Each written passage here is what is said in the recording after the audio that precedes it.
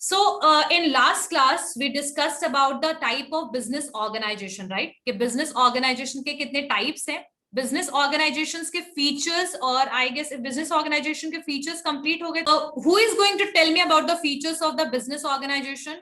Points, only points. Today we are going to complete about the limited liability company and corporations. Yes, Sonam? Yes, Sonam? Batch 2, roll number 22. Roll number 22. Yes, ma'am. Yes, ma'am. Ma'am, factor to start the organization: easier formation, easy to raising capital, flexibility of operation, continuity or stability, retention of business secret, tax liability, ownership, control and management. Some other features: nature of business, location, financial situation, lifespan, tax advantage, degree of government regulation. Very good. ठीक है. Who is going to tell me about the sole proprietor? Who is sole proprietor? What is the meaning of sole proprietorship? What are the features of sole proprietors? Sole proprietorship के features वगैरह कौन बताएगा? Raise your hand.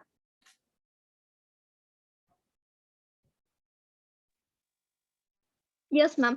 Ma'am sole proprietor वो होता है ma'am, उसके पास unlimited liabilities होते हैं, अनडिवाइडेड रिस्क होता है, वन मैन कंट्रोल होता है, पूरा कंट्रोल उसके हाथ में ही होता है, no separate entity is required, और नो गवर्नमेंट रेगुलेशन होता है उसमें. मैम इसका मेरिट है कि ये इजीली फॉर्मेशन में इजीली फॉर्म कर सकते हैं.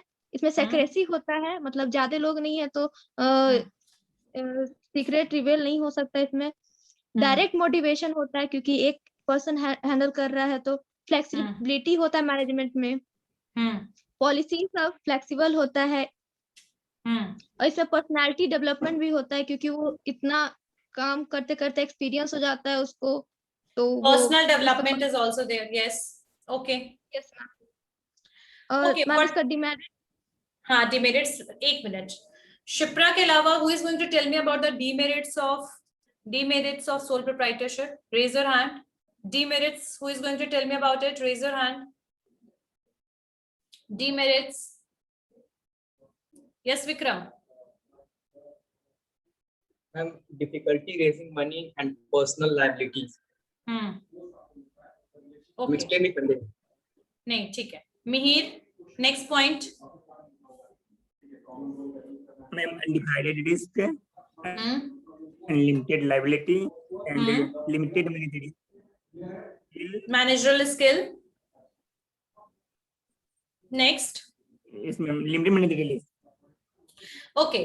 So what are the various demerits of basically sole proprietorship? There is a lack of continuity, lack of stability is there, unlimited liability है, ठीक है. उसके अलावा और क्या क्या चीजें इसमें होंगी कि basically the risk is undivided, यानी एक ही पर्सन को सारे रिस्क को क्या करना पड़ेगा, कवर करना पड़ेगा, ठीक है. Limited managerial skill because only one person is there. Sole proprietor में क्या होता है, सिर्फ एक पर्सन है, सो द मैनेजरियल स्किल जो है वो पार्टनरशिप की तरह वहां पर.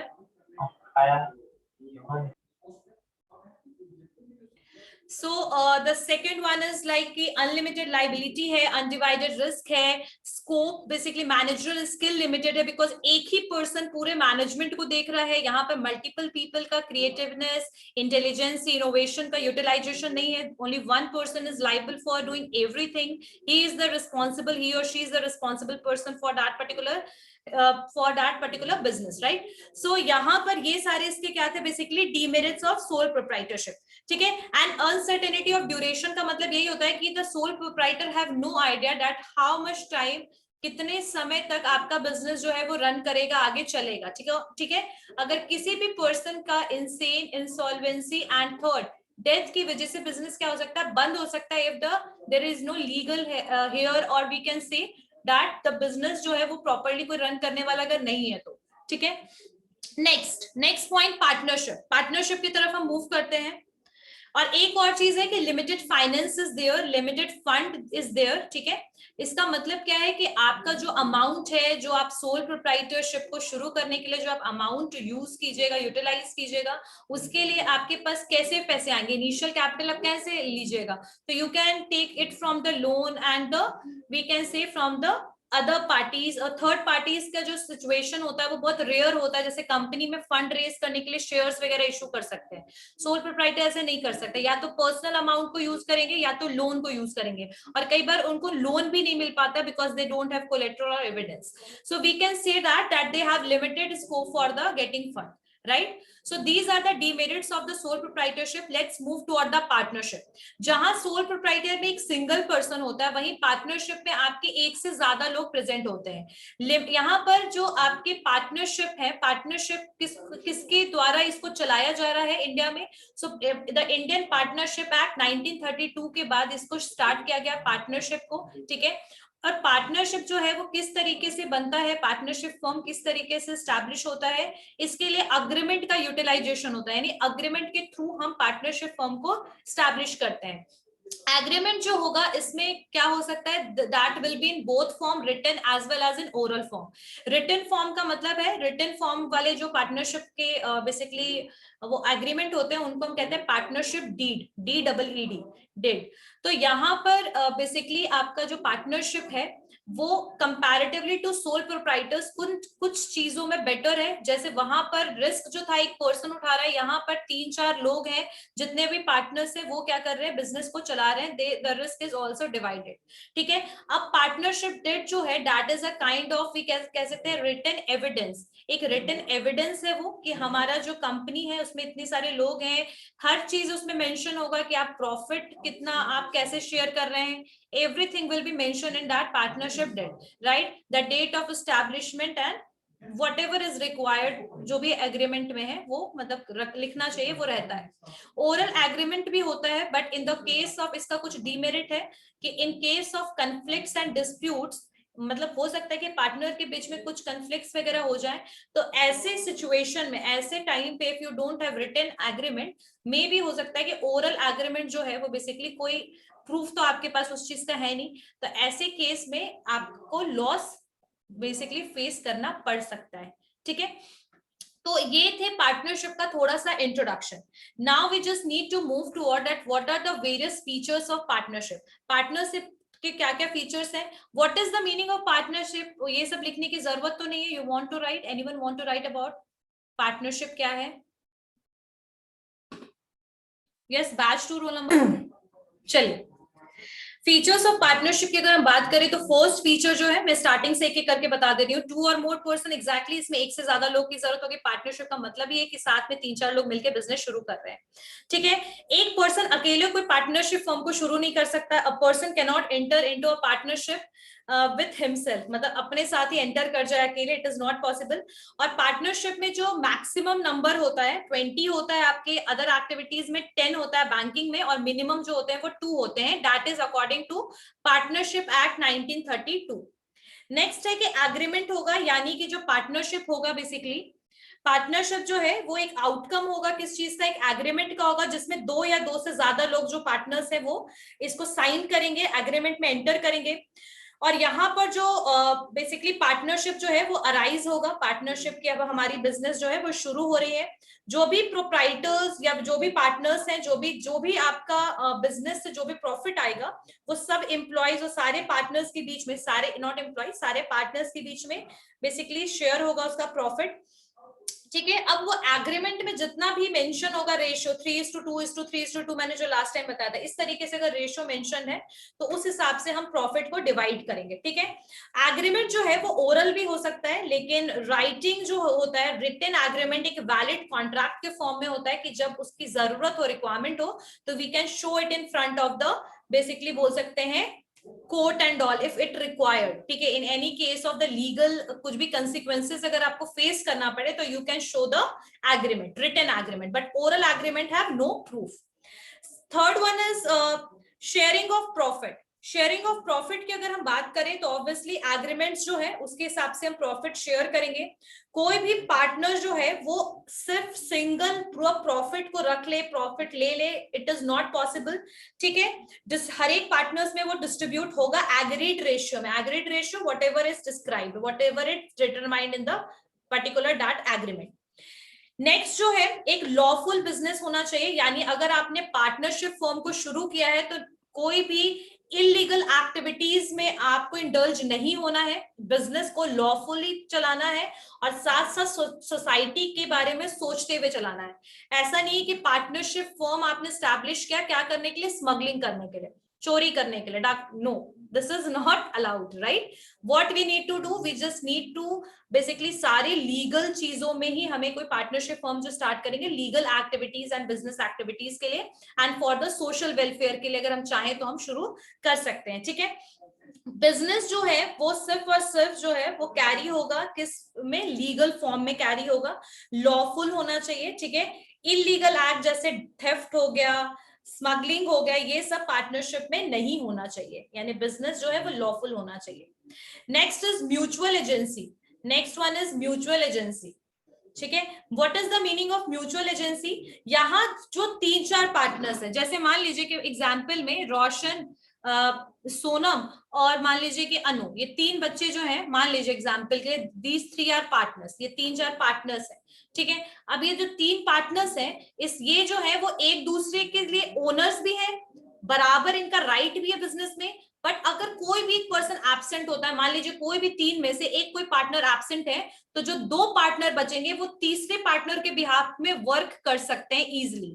ठीक है, यानी जो भी काम होगा, जो भी बिजनेस एक्टिविटीज होगा, ये सारे पार्टनर्स एक दूसरे के बिहाफ में कर सकते हैं। ठीक है, और एक चीज और कि किसी एक भी पार्टनर का परफॉर्मेंस सारे पार्टनर्स के ऊपर भी इफेक्ट डालेगा। मान लीजिए कि किसी ने अगर कुछ ऐसा वर्क किया या कोई ऐसी एक्टिविटी की जो इलीगल है या सिर्फ अपने बेनिफिट को देखते हुए किया, तो ऐसे केस में आपके पूरे बिजनेस को नुकसान देखना पड़ सकता है। इसीलिए कोई भी चीज होगा वहां म्यूचुअली कंसेंट के साथ, सबकी रजामंदी के साथ होना चाहिए। ठीक है, तो mutual agency is something where the partnership business can be carried on by all partners or by any of them acting on behalf of the others, यानी दूसरे के behalf में जो काम कर सके।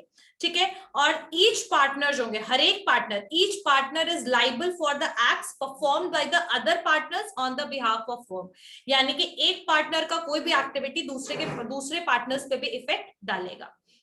ठीक है, next is utmost good faith. Utmost good faith, utmost good faith का मतलब क्या है कि पार्टनर जो है वो एक दूसरे अदर पार्टनर्स के एक्ट के साथ क्या है, बाइंडेड है। ठीक है, जितने भी पार्टनर्स होने चाहिए उनमें एक ट्रस्ट होना चाहिए, ट्रस्ट रिलेशनशिप एक बिल्ड होना चाहिए, एक फेथ होना चाहिए, because you are not running the business. ठीक है, अकेले you are not single way में आप सोल प्रोप्राइटर की तरह बिजनेस को रन नहीं कर रहे हो, तो यहाँ डिसीजंस लेने का काम सब पार्टनर्स का है। तो एक दूसरे के साथ फेथ होना, ठीक है, एक गुड रिलेशनशिप, एक गुड बॉन्डिंग शेयर करना, that is very much important. ठीक है, ये पार्टनर्स की ड्यूटी होनी चाहिए कि अगर वो कभी भी कोई भी डील कर रहा है तो वो सबके बेनिफिट के हिसाब से करना चाह रहा है, यानी कि ऐसा ना हो कि सिंगल और पर्सनल बेनिफिट के लिए आप कोई भी डील कर रहे हो, ऐसा नहीं होना चाहिए। आप सबके लिए बेटरमेंट के लिए आप वो डील कर रहे हो, वो बिजनेस एक्टिविटी कर रहे हो, और एक फेथ और ट्रस्ट को आपको मेंटेन करके चलना पड़ेगा पार्टनरशिप फॉर्म में। ठीक है, तो this one is the sixth characteristic, utmost good faith. ठीक है, next one is unlimited liability. Unlimited liability like the sole proprietorship, the same situation is here कि यहां पर भी जो आपकी लाइबिलिटी होगी वो अनलिमिटेड होगी। अनलिमिटेड का मतलब ये होता है, अनलिमिटेड लाइबिलिटी जो ये वर्ड है ना, इसको हमेशा याद रखना। जब अगर कभी भी अगर आपकी जो लाइबिलिटी लिमिटेड नहीं है, इसका मतलब आपके पर्सनल एसेट्स जो है वो भी रिस्क में है। In the case of dissolution, अगर आप कोर्ट में जाते हो, कोर्ट में अगर जा रहे हो, तो ऐसे केस में आपको जो जज है वो ये कह सकता है कि आप अपने पर्सनल एसेट को सेल करके लोन के पैसे को चुकाओ। समझ में आ रही बात? इन दिस केस आपको कोर्ट में ये चीज बोल सकता है, ये आपके लिए जजमेंट आ सकता है कि आप अपने पर्सनल एसेट को सेल करके आप लोन के पैसों को दो। चाहे वो किसी पर्सन का लोन हो, चाहे वो बैंक का लोन हो, ये पॉसिबिलिटी है आपके पार्टनरशिप में। मतलब अनलिमिटेड लायबिलिटी है, आपके खुद के पर्सनल बिलोंगिंग्स भी चले जा सकते हैं इस केस में, राइट। वहीं अगर लिमिटेड होता है तो वहां केस में आपका जो फर्म है, जो सिर्फ फर्म जो आपने स्टैब्लिश किया, जो आपका ऑफिस है, वही सिर्फ उसकी प्रॉपर्टी जो है वही स्टेक में होगी। आपके पर्सनल बिलोंगिंग जैसे आपके घर, गाड़ी और आपके लैंड और ये सारी चीजें बिल्कुल भी स्टेक पर नहीं होगी। हाँ, बिजनेस के ऊपर लोन पे भी वही होगा केस, आपकी पर्सनल बिलोंगिंग भी जाएगी। बिकॉज पार्टनरशिप फॉर्म में क्या चीज है ना कि आपकी लीगल एंटिटी जो होती है ना, आपकी बिजनेस जो एंटिटी है वो आपके से सेपरेट नहीं है। जैसे कंपनी में आपकी जो बिजनेस, जो separate business entity, legal entity जो होता है वो आपका कंपनी में तो होता है कि आपका कंपनी और आपके लोग, कंपनी के लोग, वो दोनों अलग है। बट सोल प्रोप्राइटर्स में और पार्टनरशिप में, पार्टनरशिप में भी एक टाइप ऑफ पार्टनरशिप है जो इंडिया में एज सच उतना ज्यादा अभी नहीं चल रहा है, ये यूएसए में चलता है, लिमिटेड लायबिलिटी पार्टनरशिप। तो वो उस केस में होता है कि वहां आपकी पर्सनल बिलोंगिंग्स नहीं जाएगी। बट जो अभी जो नॉर्मल अगर हम पार्टनरशिप की बात करें तो यहाँ पर आपका बिजनेस के ऊपर भी लोन होगा तो चुकाना आपको ही है, ठीक है। यानी बिजनेस का लोन है तो बिजनेस के एसेट को सेल करके हम उसके पैसे को चुका सकते हैं, और अगर उससे भी पूरा पैसा नहीं हो रहा तो आप अपने पर्सनल एसेट को भी सेल करोगे। क्लियर हो गया रोशन?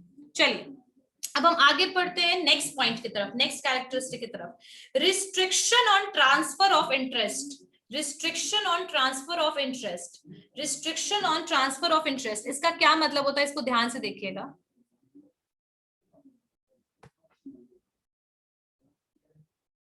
जैसे मान लीजिए कि ए, बी, सी और ये डी, चार पार्टनर्स थे, ठीक है।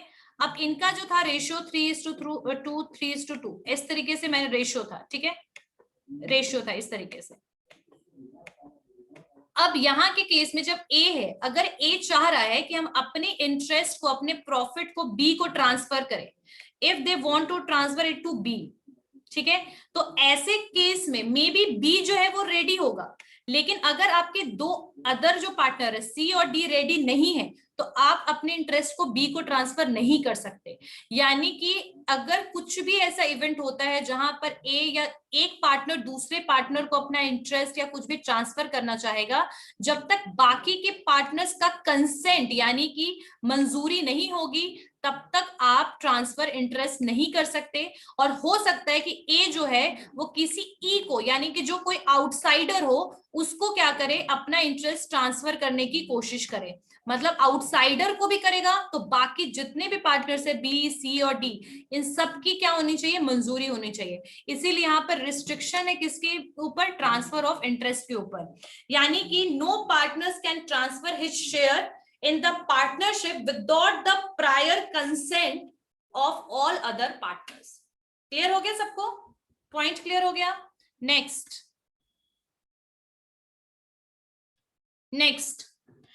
No legal entity like in company, जो आपका पार्टनरशिप है वो, इसमें कोई लीगल एंटिटी नहीं है, पार्टनरशिप का कोई सेपरेट लीगल एग्जिस्टेंस नहीं है, ठीक है। और इस in case of insanity, insolvency, retirement और death of the partner can bring to the end of the business. यानी कि कोई इस तरीके से नहीं है, परपेचुअल सक्सेशन नहीं है, किसी की भी अगर कुछ भी प्रॉब्लम होगा पार्टनर्स में या कुछ भी, तो ऐसे केस में आपका पार्टनरशिप फॉर्म डिसॉल्व हो सकता है, ठीक है। अब मेरिट्स क्या क्या है पार्टनरशिप के, what are the various merits of partnership, what are the various merits, तो इसमें लिखिए easy of formation, like sole proprietorship we can easily form the आपका partnership, it is also easily formed, ठीक है। inexpensive है, simple form है और establish हो जाता है easily, ठीक है, easy to operate, मतलब कंपनी की तरह यहाँ पर कोई कॉम्प्लेक्स सिचुएशन नहीं है। पार्टनरशिप एक सिंपल फॉर्म, एक नॉन एक्सपेंसिव या इनएक्सपेंसिव या बहुत इजीली ऑपरेट और इजीली स्टैब्लिश होने वाला बिजनेस ऑर्गेनाइजेशन है, ठीक है। कोई लीगल फॉर्मेलिटीज और फॉर्मल डॉक्यूमेंट्स की हमें एज सच रिक्वायरमेंट नहीं पड़ती है, किसमें, आपके पार्टनरशिप में, ठीक है। बस एग्रीमेंट रिक्वायर्ड होता है, वो भी इसलिए क्योंकि एक से ज्यादा लोग इन्वॉल्व हैं, ठीक है, more than peoples are involve, और यहाँ पर प्रॉफिट की बात आ जाती है, शेयरिंग की बात आ जाती है, इसीलिए there is partnership agreement is required, but no legal document as such. Company की तरह we don't need to basically fulfil all those documents, registration and all, ठीक है। इवन जो फर्म का, पार्टनरशिप फर्म का जो रजिस्ट्रेशन है, that is even not compulsory, यानी कि रजिस्ट्रेशन तक भी कंपलसरी नहीं है, ठीक है। और इसीलिए ये भी कह सकते हैं कि जो पार्टनरशिप है वो डिसॉल्व भी बहुत इजीली हो जाता है, यानी अगर आप पार्टनरशिप को, फर्म को खत्म करना चाहते हैं, डिसॉल्व करना चाहते हैं, that can be easily happen, ठीक है, बिकॉज आपको बहुत ज्यादा लीगल फॉर्मेलिटीज को फुलफिल करने की जरूरत नहीं पड़ेगी, ना स्टार्ट करने में, ना ही बिजनेस फर्म को खत्म करने में, पार्टनरशिप फर्म को खत्म करने में। तो इजी ऑफ फॉर्मेशन है ये first point. Second one is larger financial resources, larger, चलिए अब आगे अभी हम बढ़ते हैं। Larger financial resources, sole proprietor जो था एक सिंगल पर्सन था, अपने अगर वो अपने पर्सनल फंड्स को या पर्सनल अमाउंट को भी यूज करा तो वो भी लिमिटेड होगा। यहाँ पर जो फाइनेंशियल रिसोर्सेज है वो बहुत ज्यादा है, क्योंकि यहाँ पर एक से ज्यादा पार्टनर्स हैं, ठीक है। लार्ज अमाउंट ऑफ कैपिटल होगा due to the number of partners. Even new partners को भी अगर आप एंटर करवाते हो, यानी फर्म में आप एक नए पार्टनर को भी एड ऑन करते हो फ्यूचर में चल के, यानी मान लीजिए कि 4 पार्टनर्स थे, आपने एक और पार्टनर को इन्वॉल्व कर लिया, तो वो भी अपने फंड को, यानी अपने अमाउंट या पैसे को लेकर के आएगा। सो यहाँ पर जो है क्रेडिट वर्दिनेस जो है वो comparatively to sole proprietors high है, ठीक है। ये हो गया आपका larger financial resources. Next point combined abilities and judgment, combined abilities and judgment, like in the case of sole proprietors की अगर हम बात करें तो वहां पर सिचुएशन कैसा था, वहां पर था कि भाई अकेले एक ही पर्सन था, हर चीज देख रहा था, मैनेजमेंट, अपने स्किल को, टैलेंट को, क्रिएटिव को, एक दिमाग बिजनेस चला रहा था। यहाँ पर more than one brain are using, ठीक है, one brain are use basically. तो यहाँ पर the company is using so many brains, so many creativity, so many innovation, the people, यहाँ पर पार्टनर्स बहुत सारे हैं, मिलजुल करके काम करेंगे, एबिलिटीज, जजमेंट वगैरह जो भी है उनका सब कंबाइंड फॉर्म में होगा। साथ साथ में जो जितना ज्यादा, मतलब हो सकता है कि कोई एक पर्सन एक एरिया में स्किल्ड हो, एक पर्सन एक एरिया में स्किल्ड हो, तो they can easily handle the whole business, right. For example if the person is from, मान लीजिए फाइनेंस डिपार्टमेंट, फाइनेंस से है, तो he can handle the finance वाला, ठीक है, part. The person is from marketing, he will handle the marketing वाला part. So यहाँ पर तो सिचुएशन है, स्किल, एक्सपीरियंस, एबिलिटीज, जजमेंट, जो हर चीज है वो कंबाइंड वे में यूज होगा, यूटिलाइज होगा बिजनेस और फर्म के लिए, ठीक है। नेक्स्ट क्या है, और एक और चीज कि what ever they will always make a prompt and balanced decisions, ठीक है, वो हमेशा प्रॉम्प्ट और बैलेंस्ड डिसीजंस लेने की कोशिश करेंगे, हमेशा साथ में मिलके डिसीजन लेंगे। Next point, direct motivation. What is the meaning of direct motivation here? Because यहाँ पर हर पर्सन जो है वो ओनर भी है, मैनेजमेंट भी देख रहा है, ठीक है। तो यहाँ पर हर एक पर्सन का रिलेशनशिप डायरेक्टली एफर्ट से है, एफर्ट का रिवॉर्ड से है, ठीक है। डायरेक्ट रिलेशनशिप है इनका किसका? एफर्ट का रिवॉर्ड से। हर पार्टनर जो है वो मोटिवेटेड रहेगा काम के लिए, बिकॉज हर एक कोई को क्या चाहिए? फर्म का सक्सेस। सो यार डायरेक्ट मोटिवेशन इसलिए है क्योंकि लाइक सोल प्रोप्राइटर्स, अगर आप भी एफर्ट दीजिएगा तो you will get the reward. So every partners try to basically improve the profit level and they will do the hard work for improvement of their business, ठीक है। So direct motivation is always involved in the partnership form, ठीक है। Next one is close supervision. Close supervision here because यहाँ पर partner बहुत ज्यादा है, अगर सारे पार्टनर्स मिलके कुछ एम्प्लॉइज को हायर भी करते हैं for the other activities and all, ठीक है, तो ऐसे केस में जो ओनर्स के बोल सकते हैं ना कि हमेशा ओनर कोई ना कोई प्रेजेंट रहेगा जो सुपरवाइज करता रहेगा वहां के एम्प्लॉइज वगैरह को। हो सकता है कि their behaviour is different, the partners के जो बिहेवियर है, एटीट्यूड है एम्प्लॉइज के लिए डिफर हो सकते हैं, like some people are little bit rude, some people are strict, some people are polite. It might be possible कि उनको मैनेज करने की जो एबिलिटी है या उनका जो बिहेवियर है that is different हो सकता है, बट सबका एम एक ही चीज होगा कि फाइनली हमारे बिजनेस को किसी भी तरीके का कोई लॉस ना हो और किसी भी तरीके की कोई मिस्टेक्स वगैरह ना हो। मिस्टेक्स को अवॉइड करते रहेंगे कौन? हमेशा पार्टनरशिप फर्म्स। और क्योंकि उन्हें पता है कि किसी भी तरीके का मिस्टेक बहुत भारी पड़ सकता है, लॉस हो सकता है, तो एक फियर जो होता है अनलिमिटेड लायबिलिटी का, इसकी वजह से पार्टनर्स जो है वो हमेशा रेकलेस डीलिंग और बोल सकते हैं ना कि वैसे जो केयरलेसनेस वाली चीजों को हमेशा अवॉइड करेंगे और एम्प्लॉइज को भी मोटिवेट करेंगे सेम चीजों के लिए, ठीक है। और वो एक और चीज कर सकते हैं कि like they can also hire some experts for this, कि वो हमेशा जो है इवैल्यूएशन का काम प्रॉपरली करते रहे बिजनेस फॉर्म में।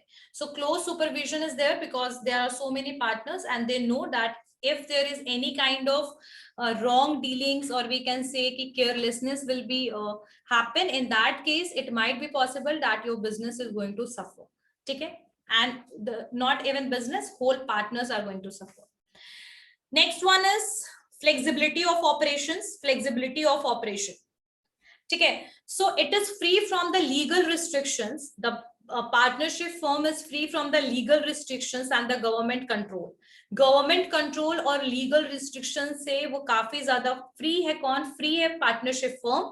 तो ऐसे केस में if the partners want that they want to change the size of business, capital, managerial structure, they don't need any kind of approval from the registrar government, right? They don't need to fulfill any kind of thing for this. They can change it anytime, ठीक है, किसी without prior approval के भी वो उसको आराम से change कर सकते हैं, ठीक है। एंड द जो एक्टिविटीज हैं पार्टनरशिप बिजनेस के, वो आराम से इजिली अडेप्ट कर सकते हैं जो भी चेंजेस हो रहे हैं मार्केट में उसके हिसाब से। यानी कि अगर कोई टेस्ट चेंजेस जो कंज्यूमर्स के हमेशा चेंज हो मतलब बदलते रहते हैं, वो उसके लिए अगर चाहें तो पार्टनरशिप जो फर्म है they can change the market, they can change the organization structure, they can change the size of business, they can change the capital, कुछ भी वो चाहें they can do that easily, ठीक है। next secrecy. सिक्रेसी का मतलब क्या होता है? What is the meaning of secrecy? जैसे यहाँ पर सोल प्रोप्राइटर्स जो थे उनको भी कोई रजिस्ट्रेशन और लीगल फॉर्मेलिटीज को फुलफिल करने की जरूरत नहीं थी। यहाँ पर भी सेम चीज है, आपको फाइनेंशियल स्टेटमेंट को पब्लिश करवाने की जरूरत नहीं है, ठीक है। जैसे कि कंपनीज के सारे आप देखोगे, you will get the information about their profit, you are get to understand about their balance sheets, you are able to understand the financial situation of that particular company.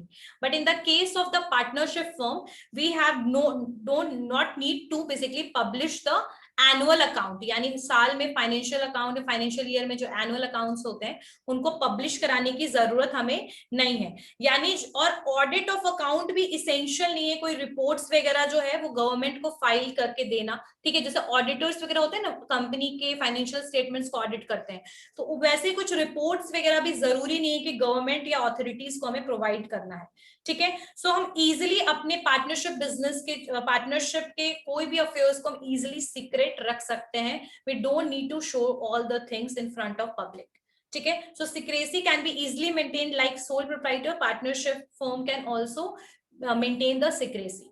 Next point cooperation. Cooperation का मतलब क्या हो रहा है यहाँ पर कि जो पार्टनरशिप है वो म्यूचुअली एक दूसरे को कोऑपरेट करेंगे, ट्रस्ट होगा लोगों में, ऑब्वियसली ट्रस्ट होता है, इसका बेनिफिट सब लेगा, ठीक है, रिस्क भी सबके बीच में शेयर होता है। Next point scope of expansion. Scope of expansion की अगर हम बात करें तो सोल प्रोप्राइटरशिप है उसमें स्कोप एक्सपेंशन का कंपैरेटिवली बहुत लो है, बट यहाँ पर बहुत ज्यादा हाई है, क्योंकि बिकॉज जितने पार्टनर्स आएंगे और सारे पार्टनर्स हैं किसी भी हाल में वो फाइनेंशियल और managerial requirement for growing business को वो फुलफिल कर सकते हैं। यानी कि more partners can be taken into meet the financial and managerial requirement of growing business. यानी ज्यादा से ज्यादा पार्टनर्स को आप इन्वॉल्व भी कर सकते हो, ठीक है, किस चीज के लिए? बेसिकली अगर आप बिजनेस को ग्रो करना चाहते हो। किसी को कोई डाउट है एडवांटेजेस ऑफ पार्टनरशिप में? Anyone have any doubt? Clear हो गया सबको? ठीक है। सो लिमिटेशंस ऑफ पार्टनरशिप की अगर हम बात करें तो ऑब्वियसली यहाँ पर जो रिसोर्सेस है, क्योंकि लिमिट होता है, मैक्सिमम लिमिट्स होता है आपके पार्टनर्स का, तो आप कहीं ना कहीं जो है वो आपके लिमिटेड रिसोर्सेज हो जाएंगे if we will see the limitations of the number of partners. ठीक है, तो ह्यूज फाइनेंशियल रिसोर्सेज, जैसे कि आपकी कंपनी क्या करते हैं, पब्लिक से ही डायरेक्टली शेयर जो है शेयर के थ्रू फंड ले लेते हैं, लेकिन ये पॉसिबल नहीं है, इनके जो नंबर ऑफ जितने पार्टनर्स है वही रिसोर्सेज प्रोवाइड कर सकते हैं, बट सोल प्रोप्राइटर से दे हैव बेटर और more resources. Unlimited liability, the same situation, demerit में अनलिमिटेड लाइबिलिटी है। Next one is uncertain life, lack of continuity, uncertain life and lack of continuity. What does it mean कि अगर कोई भी partner, ऐसा नहीं है कि सब पार्टनर्स के मतलब कुछ ऐसे मिसहैपनिंग की वजह से ही इंसॉल्वेंट या ये डिसॉल्व हो सकता है फॉर्म, ऐसा नहीं है। कोई अगर एक पार्टनर भी चाहे तो फॉर्म को डिसॉल्व करवा सकता है। ठीक है, एब्रप्ट बिजनेस जो है वो किसी के डेथ, रिटायरमेंट की वजह से भी इफेक्ट हो सकता है। कन्फ्लिक्ट्स होगा क्योंकि यहाँ पर बेसिकली पार्टनर्स के साथ ये बिजनेस चल रहा है, 2-3 लोग हैं, सबका बिहेवियर अलग है, एटीट्यूड अलग है, पर्सनल इंटरेस्ट भी हो सकता है डिफरेंट हो, बट ऑर्गेनाइजेशनल गोल जो होगा वो सिमिलर होगा। ठीक है, तो अगर आप इसकी बात करें, कन्फ्लिक्ट्स की बात करें, तो यहाँ पर जो है आपका यूनिटी, हार्मोनी या किसी भी चीज में भी अगर कोई दिक्कत आएगा तो इसका पूरा इफेक्ट आपके बिजनेस में होगा। लड़ाई हो सकती है, डिलेड हो सकता है डिसीजन में, इनएफिशिएंसी हो सकती है, और चांसेस ऑफ कन्फ्लिक्ट का बहुत ज्यादा हाई है if they are talking about the equal rights and management को लेकर के। हो सकता है कि कन्फ्लिक्ट भी उनके बीच में हो सकता है। ठीक है, क्योंकि दो लोग हैं या एक से ज्यादा लोग हैं, तो ये पॉसिबिलिटी किस चीज की है, कन्फ्लिक्ट की है। अगर कभी भी कॉन्फिडेंस की कमी होगी, यूनिटी या हार्मोनी की कमी होगी, डिसीजंस डिलेड होने की या कुछ भी ऐसा रीजन होगा, तो it is going to make the situation worse in the partnership form. 1 minute, yes. Ma'am, तो ये डिमेरिट्स नहीं हो सकता है?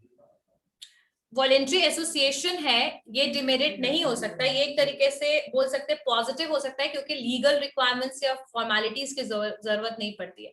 डिमेरिट ये तब हो सकता है जब अगर आपके पास कोई रिटन में कोई प्रूफ नहीं होता, ओरल प्रूफ होता है। ठीक है, और एक और चीज होता है कि अगर आप लीगल फॉर्मेलिटीज वगैरह को फुलफिल नहीं करते हो तो आपकी अनलिमिटेड लाइबिलिटी वगैरह है। वॉलेंट्री समथिंग जो अपने मन से आप जोड़ रहे हो, है ना, तो ये आपका डिमेरिट नहीं होगा बेटा, ये आपके इजी ऑफ फॉर्मेशन का पॉइंट हो जाएगा, बिकॉज यहाँ पर आप अपने कोई लीगल फॉर्मेलिटीज के बिना ही बिजनेस को शुरू कर रहे हो। ठीक है, यस। क्लोज सुपरविजन की अगर मैं बात करूं तो यहाँ पर बेसिकली जितने भी पार्टनर्स हैं वो इजिली सुपरवाइज कर सकते हैं एक्टिविटीज को, बिजनेस एक्टिविटीज को। कैसे? क्योंकि वहां पर बहुत सारे लोग हैं, बहुत सारे पार्टनर्स हैं, एक से ज्यादा लोग हैं, कोई एक भी अगर एब्सेंट है तो दूसरा प्रेजेंट है, ये पॉसिबल है। और उनको ये चीज पता है, जो पर्सन है उनको पता है कि सबका एक फाइनल इंटरेस्ट यही है कि हमें प्रॉफिट हो बिजनेस में, तो इसीलिए they will basically motivated toward doing the proper supervision, and even if they required they can also hire some expert for the proper evaluation, but they know कि अगर उन्होंने properly supervise नहीं किया, कोई भी mistakes अगर चलती चली जा रही हैं, ठीक है, कोई भी कंफ्यूजन चलता चला जा रहा है, एम्प्लॉइज गलत काम कर रहे हैं, तो उसकी वजह से हो सकता है बिकॉज ऑफ अनलिमिटेड लायबिलिटी आपका बिजनेस खत्म हो और उसके साथ साथ आपके पूरे पर्सनल भी एसेट्स और सारी चीजें स्टेक पे यानी पे दाव पे लग जाए। तो इसीलिए यहाँ पर जो सुपरविजन का जो काम होगा वो बहुत ज्यादा बोल सकते हैं स्ट्रिक्टली होगा।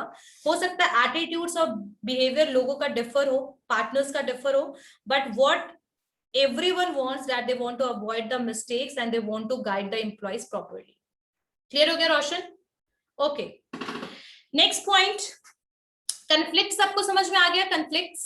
Next point, risk of implied authority. risk of implied of authority. Her partner जो है ओनर भी है, एजेंट भी है, प्रिंसिपल एजेंट रिलेशनशिप भी है। किसी एक भी डिसऑनेस्ट पार्टनर की वजह से पूरे के पूरे फर्म को लॉस हो सकता है। All the partners can suffer due to the negligence of the dishonesty of one partner. So what does it mean that risk of implied authority का मतलब ये है कि क्योंकि ये पर्टिकुलर जो आपका वर्क है, ऑर्गेनाइजेशन है, इसमें बहुत सारे पार्टनर्स तो हैं ही, अगर कोई एक भी, जैसे वही मैंने बोला था कि एक पार्टनर का परफॉर्मेंस, एक पार्टनर का आपका कोई भी work activity that is going to harm the other as well, other partners as well. So यहाँ पर एक पर्सन पे डिसऑनेस्ट या नेग्लिजेंस है या काम को जो है वो अच्छे तरीके से, प्रॉपर तरीके से नहीं करेगा, so that is going to basically affect the whole firm as well as partners. Next one is lack of public confidence. The lack of public confidence why arises? What is the meaning of public confidence? क्या होता है public confidence?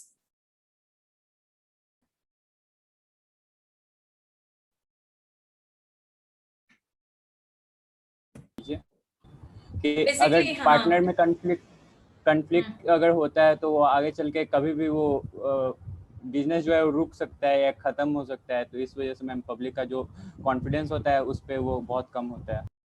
देखो एक इसका ना मैं ऐसे एक लिंक कर रही हूँ मार्केटिंग के साथ थोड़ा सा कि आप लोग में से कितने लोगों ने उसका नाम सुना है, मतलब कोई लोकल सैंडल चप्पल इन सब का नाम तो हम लोग सुनते नहीं सुनते हैं ना, कभी सुना है हम लोगों ने नहीं। लेकिन अगर वही हम बात करें शूज वगैरह की, नाइकी, एडिडास, ये सब का क्या है, बहुत ज्यादा हाई ब्रांड, मतलब हाई ब्रांड इक्विटी है। इसलिए क्योंकि उसके बारे में हम लोग को पता है, उसके बारे में हम लोग एडवर्टीजमेंट देखते हैं, प्रमोशन देखते हैं उसका, ठीक है, उसके बारे में हमें अवेयरनेस है। लेकिन अगर किसी पर्टिकुलर प्रोडक्ट के बारे में हमें नॉलेज नहीं है, उसका इंफॉर्मेशन अवेलेबल नहीं है, अगर हम उसके बारे में सर्च कर रहे हैं but the information is not available, in that case it might be possible कि हम उसके ऊपर ट्रस्ट नहीं कर सकते। Even if you are taking admission in any school और colleges, in that case also we are going to search everything over internet, right? So the यहाँ पर वही सबसे बड़ी problem lack of public confidence इसीलिए है क्योंकि कोई भी इंफॉर्मेशन पार्टनरशिप फर्म का आपको इजिली अवेलेबल होगा ही नहीं कहीं पर भी, ठीक है? क्योंकि ना ही कोई रिपोर्ट्स होते हैं पब्लिश, ना ही कोई बेसिकली किसी चीज के बारे में, यानी कोई रिपोर्ट्स वगैरह, ना कोई प्रॉपर इंफॉर्मेशन होता है आपके फर्म के बारे में, स्टेबिलिटी के बारे में। तो ऐसे केस में जो जनरल पब्लिक है वो कभी भी आपके फर्म के ऊपर बिलीव नहीं करेंगे, यानी ट्रस्ट नहीं करेंगे। और यही एक रीजन है कि आपका जो पब्लिक कॉन्फिडेंस बहुत लो है। बल्कि कंपनी में पब्लिक कॉन्फिडेंस हाई रहेगा क्योंकि कंपनी के बारे में मेजॉरिटी लोग जानते हैं, बट पार्टनरशिप फर्म के बारे में बहुत कम लोगों को आइडिया है ना? So because of this reason there is a lack of public confidence. Next one is blocking of capital. This is also a demerit. Blocking of capital. Blocking of capital. What is the meaning of blocking of capital? Blocking of capital का मतलब ये है कि अगर आपने form में एक बार मान लीजिए कि ये जो 4 बच्चे हैं, जैसे मान लीजिए अनुग्रह है, रोशन और मान लीजिए रिशांत और एक बच्चा सोनम, 4 बच्चे हैं मान लीजिए। अब ये 4 बच्चों ने मिलकर के पार्टनरशिप फॉर्म में पैसे तो डाल दिए, लगा दिए। अब मान लीजिए कि अनुग्रह कह रहा है नहीं मुझे ना अब नहीं पार्टनरशिप में कंटिन्यू नहीं करना है, तो मैं अपने मतलब पूरे पैसे निकलवाना चाहता हूँ। तो ऐसे केस में सिचुएशन ये हो सकता है कि आपका कैपिटल ब्लॉक हो जाए, यानी कि जब तक बाकी के पार्टनर्स आपको अलाउ नहीं करते हैं इसके लिए, you can not withdraw your capital, you can not withdraw your capital. तो इस केस में हो सकता है कि आपका पैसा जो है एक बार लग गया तो उसको निकलवाना it is quite difficult in the partnership form, right? और ऐसा भी हो सकता है कि बीच में in the case of necessity हो सकता है कि आपको अपनी कैपिटल या कुछ अमाउंट निकलवाना हो, तो without the consent of the other partner you can not withdraw the amount, because now that is not about your amount, that is about the whole partnership firm. अब वो पैसा पार्टनरशिप फर्म का हो गया है, वो सिर्फ आपका ही नहीं है, इसलिए आपको सारे पार्टनर से, और कोई भी हो, अगर मान लीजिए रोशन निकलवाना चाहता है या सोनम निकलवाना चाहता है, they have to ask the other people. So there is a blocking of capital, यानी कि अगर आप एक बार आपने पैसा लगा दिया, जब तक दूसरे पार्टनर्स अग्री नहीं होते हैं आपके विड्रॉ करने पे पैसे को, they are not going to basically allow you for that, for withdrawing the amount. Okay, so partners, that is not compulsory. समझ में आई बात?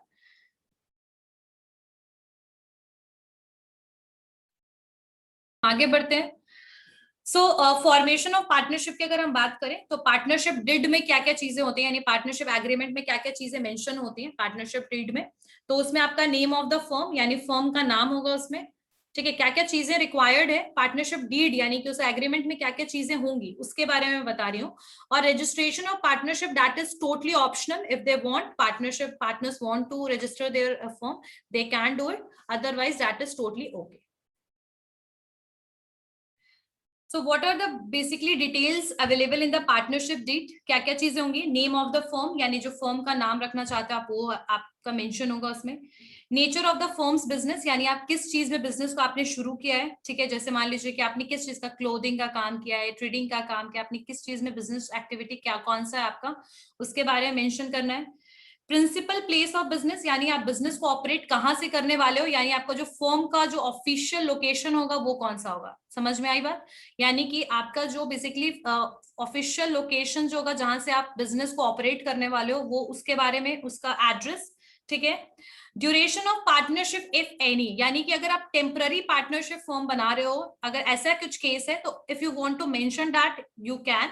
अगर ऐसा कुछ नहीं है, that is totally uncertain, because आप बिजनेस को सिर्फ नॉर्मली पार्टनरशिप फॉर्म को सिर्फ स्टार्ट कर रहे हो, तो ऐसे केस में you don't need to explain anything.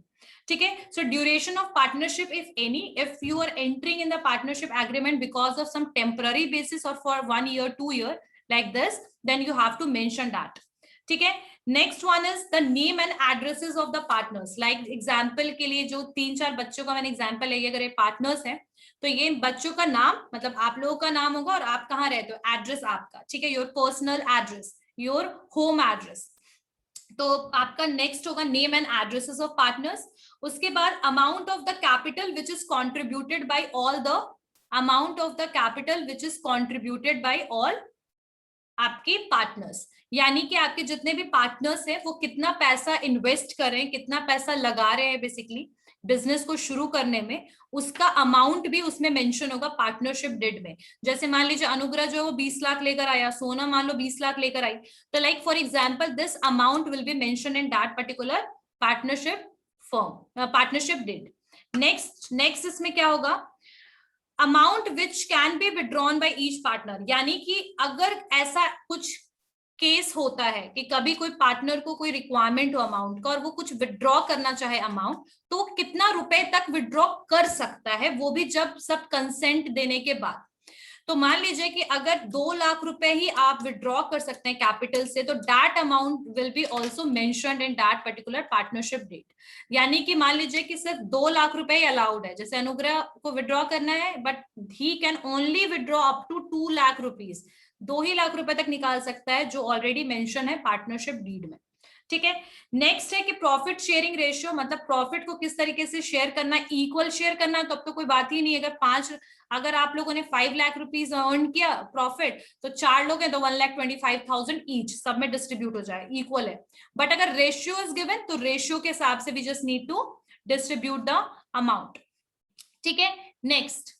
Next अगर मान लो 3:2 3:2 के है तो कितना डिवाइड होगा, 5 लाख रुपए, 1.5 लाख, 1 लाख, 1.5 लाख, 1 लाख, है ना। रेट ऑफ इंटरेस्ट, अगर कोई कैपिटल विड्रॉ करने में अगर आपने कोई इंटरेस्ट लगाया है, जैसे मान लीजिए कि 2 लाख रुपए अनुग्रह ने निकाला है, तो उसे सिर्फ वापस जब वो अमाउंट देना है, यानी वो अमाउंट जो है वो विड्रॉ करके हमेशा के लिए विड्रॉ नहीं करना है, उसको वापस अगर आप दे रहे हो उस अमाउंट को 2 लाख रुपए, तो हो सकता है उस पर 10% इंटरेस्ट हो, यानी 2 लाख के ऊपर 20,000 रुपए एक्स्ट्रा लगा के अनुग्रह फिर वो अमाउंट जो है वो किसको देगा, कंपनी यानी फर्म को वापस करेगा। तो अगर कोई ऐसा इंटरेस्ट है कैपिटल के विड्रॉ करने पे, तो that will also be mention. Clear हो गया सबको कि क्या क्या चीजें पार्टनरशिप डीड में मेंशन होंगी, क्या क्या चीजें होंगी मेंशन, एवरीवन? चलिए, क्या क्या चीजें लिख लिया ना सबने, name of the firm, nature of the firm's business, name of the firm, nature of the firm's business, the principal place of business या फिर ऑफिशियल एड्रेस जो आपका होगा। ठीक है। Duration of partnership if any, यानी if any, if the temporary you have to mention that. Name and addresses of the partners, यानी कि who are the partners, where they are living, नाम और एड्रेस पार्टनर्स का। Amount of capital contributed by each partners, यानी जितने भी लोग हैं वो कितना बेसिकली अमाउंट लेकर आ रहे हैं, इन्वेस्ट कर रहे हैं बिजनेस में, वो भी बेसिकली मेंशन होगा। उसके बाद नेक्स्ट जो होगा mention, that will B if any partner, मतलब क्या अमाउंट का लिमिट होगा अगर कोई पार्टनर विड्रॉ करना चाह रहा है, यानी amount which can be withdrawn by each partner, that will be mention in that. Next point, the profit sharing ratio, यानी कि कितना प्रॉफिट आप कितना, मतलब प्रॉफिट शेयरिंग रेशियो क्या आपका इक्वल है या फिर अनइक्वल है, that have to be mentioned there. Rate of the interest if any capital and drawing, यानी अगर कोई भी कैपिटल जो है आप ड्रॉ कर रहे हो, विड्रॉ कर रहे हो, तो ऐसे केस में अगर आपको रेट ऑफ इंटरेस्ट देने की जरूरत पड़ रही है या फिर आप रेट ऑफ इंटरेस्ट है, तो वो भी बेसिकली आपको मेंशन करना है। और भी चीजें हैं उसके अलावा, अब ये खत्म नहीं हुआ, ये तो मैंने सिर्फ 7-8 पॉइंट थे तो मैंने एक बार इसको एक्सप्लेन कर दिया, अभी इतने पॉइंट्स और भी बाकी हैं, ठीक है, ये सिर्फ कर लेते हैं आज। चलिए, और क्या क्या चीज होगा पार्टनरशिप डीड में? आपका अमाउंट ऑफ सैलरी और कमीशन हो सकते हैं, यानी कि सैलरी वगैरह, कमीशन, अगर कोई पार्टनर्स को पे करना है, कितना पे करना अगर चाहे तो, इफ एनी, यानी कि अगर ऐसा है तो। और एलोकेशन ऑफ वर्क, यानी कौन कौन क्या क्या काम करेगा, पार्टनर्स कौन कौन क्या काम करेंगे उसके बारे में। Mode of valuation of goodwill, यानी कि गुडविल जो है, यानी कि आपका जो कंपनी, उसका रेपुटेशन, किस तरीके से वैल्यूएशन कैसे करोगे आप गुडविल का। एडमिशन, मतलब नए पार्टनर्स को आप कैसे एंट्री दोगे फर्म में, और किस तरीके से रिटायरमेंट प्रोसीजर होगा पार्टनर्स का, वो लिखोगे। प्रोसीजर ऑफ मेंटेनिंग अकाउंट, यानी अकाउंट आप कैसे मेंटेन करोगे, ठीक है। गेटिंग देम ऑडिटेड, यानी ऑडिट वगैरह कैसे कराओगे, वो आप लिख सकते हो, वो मेंशन कर सकते हो पार्टनरशिप डीड में। और साथ साथ में फर्म के डिसोल्यूशन पे आप किस तरीके से सेटलमेंट करोगे अकाउंट का, वो भी आपको पार्टनरशिप डीड में मेंशन करना पड़ेगा। क्या एक्शन, या क्या बोल सकते हैं कि कोई बोल सकते हैं कि आर्बिट्रेशन क्लॉज भी आप मेंशन कीजिएगा, कि डिस्प्यूट अगर होता है पार्टनर्स में तो किस तरीके से आप उसका सॉल्यूशन निकालोगे, किस तरीके से उसको सॉल्व करोगे, ये भी होगा। और लोन और एडवांसेस अगर कोई पार्टनर्स लेता है तो उसको कितना रेट इंटरेस्ट, या फिर रहने दो इसको, ये पॉइंट, यानी कि सब कुछ इसमें पार्टनरशिप डीड में आपको मेंशन करना पड़ेगा, ठीक है। तो पार्टनरशिप क्या है, पार्टनरशिप डीड क्या है, पार्टनरशिप डीड में क्या क्या पॉइंट्स मेंशन करने हैं, सबको क्लियर हो गया क्या क्या पॉइंट्स वगैरह मेंशन करने हैं। Let's move toward the next point, that is LLC, limited liability company. Limited liability company, limited liability company. See, limited liability companies is something which is we can say that is a mixture of two things, partnership and company. थोड़ा सा, मतलब 100% company नहीं है ना 100% partnership है, but that is a kind of mixture of both thing. कौन? Limited liability company. जो limited liability company है ये ओनर्स को प्रोटेक्शन देता है, किस चीज से? अनलिमिटेड लायबिलिटी से, as its name is suggesting, limited liability company. यहां पर जो मेंबर्स के पर्सनल एसेट्स हैं उसको बिजनेस के डेप्ट में यूटिलाइज नहीं किया जाएगा, यानी इन case of the dissolution of business, the personal belongings of the partners is not going to utilize to basically cover all the business debts. Business डेप्ट को कवर करने के लिए उनके पर्सनल बिलोंगिंग को यूटिलाइज नहीं किया जाएगा। और एक और चीज है कि लाइक पार्टनरशिप की तरह इसमें आपको एडवांटेजेस भी मिलेगा, यानी इसको मैं थोड़ा सा शेयर स्क्रीन करके दिखाती हूँ।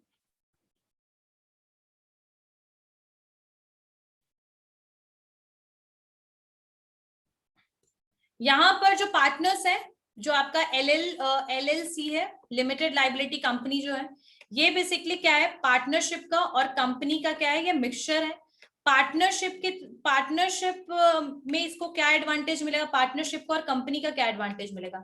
कंपनी का एडवांटेज ये मिलेगा कि यहाँ पर आपका लिमिटेड यहाँ पर लायबिलिटी है, पर्सनल डेप्ट नहीं देना पड़ेगा। और पार्टनरशिप का आपको क्या मिलेगा? Tax advantage. टैक्स एडवांटेज कैसे? कि कभी भी याद रखिएगा कि कंपनी जो होता है ना उसको 2 टैक्स देना पड़ता है। एक कंपनी के बिहाफ में कॉर्पोरेट टैक्स वगैरह आप पे करते हो, और जितने एम्प्लॉयज हैं वो अपना अलग से टैक्स देते हैं, यानी कंपनी भी टैक्स भरता है, एम्प्लॉयज भी टैक्स भरते हैं।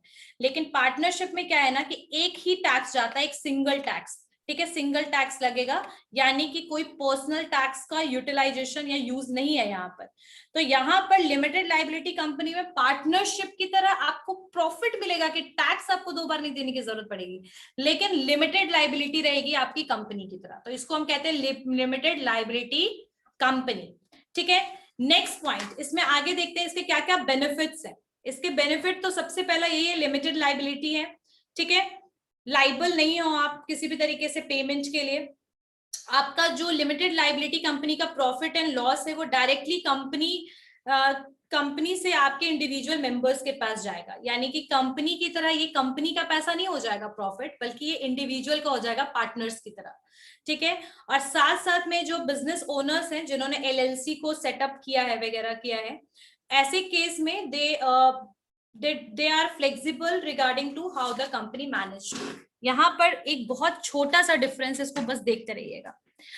लिमिटेड लाइबिलिटी कंपनी में आपका जो लाइबिलिटी होगा लिमिटेड होगा, टैक्स एडवांटेज आपको पार्टनर्स की तरह मिलेगा, बिल्कुल ही एक बार आपको टैक्स देना है, कोई सेपरेट लीगल एंटिटी का कंसेप्ट नहीं होगा जैसे कंपनी में होता है. यहाँ पर जो बिजनेस का अमाउंट, जो आपका प्रॉफिट है वो डायरेक्टली इंडिविजुअल्स को ही मिलेगा. ठीक है, फ्लेक्सिबिलिटी भी पार्टनरशिप की तरह रहेगी, कंट्रोलिंग भी पार्टनरशिप की तरह रहेगी. बस एक चीज आपको फायदा ये होगा कि आपका जो लाइबिलिटी है वो लिमिटेड होगा. बस ये होता है एलएलसी, लिमिटेड लाइबिलिटी कंपनी. ठीक है, लिमिटेड लाइबिलिटी कंपनी के बेनिफिट्स या फिर इसके आई डोंट थिंक सो, क्योंकि हम लोगों ने पार्टनरशिप को बहुत अच्छे से बेटर तरीके से कर लिया है. तो किसी को कुछ पूछना है? एक मिनट, किसी को कुछ पूछना है? Okay, so see you all in the next class on